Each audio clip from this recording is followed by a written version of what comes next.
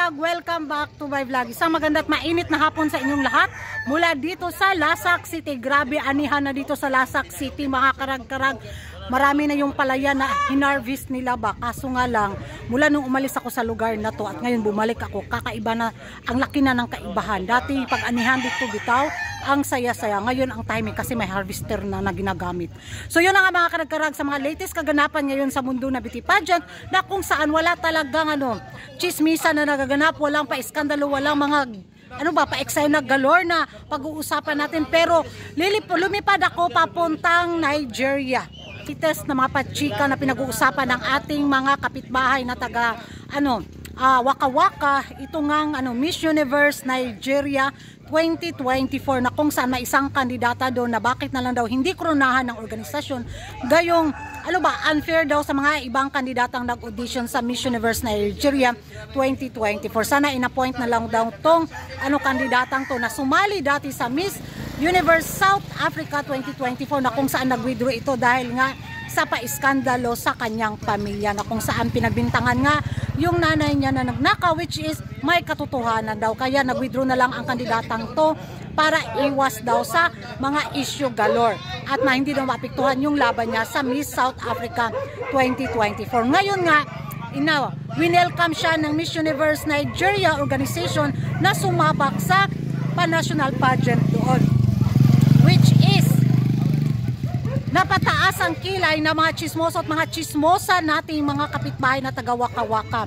Napaka-unfair daw nito doon nga sa mga kandidatang lumaban ng patas na makapasok sa audition sa Miss Universe Nigeria 2024.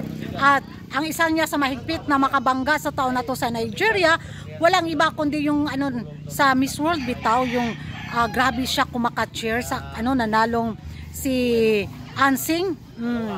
So, sumabak ulit siya sa pangalawang pagkakataon at ito daw yung matinding bakbakan na magaganap sa Miss Universe Nigeria 2024. But kung sakaling manalo nga itong sumali dati sa Miss Universe South Africa 2024, napaka daw ng organisasyon, lutong Nigerian daw yung magaganap. Sana maging fair daw ang judging sa mga kandidata para hindi batikusin at hindi magkaroon ng warlahan to the max sa organisasyon at na mga fans at ng mga supporter ng kandidata, ng mga ibang kandidata, which is tama naman, di ba? Mga karag-karag, mga latest na mga chika na mai-share ko lang sa inyo sa nasagap ko sa social media tungkol nga dito sa nalalapit na laban ng mga kandidata sa Miss Universe Nigeria 2024. Sa tingin nyo mga karagag, lantarang lutuan kaya magaganap din at mag-ingay tayo sa comment section. Ako excited ako doon sa dating lumaban sa Miss World kaysa dito sa pambato dati ng Miss South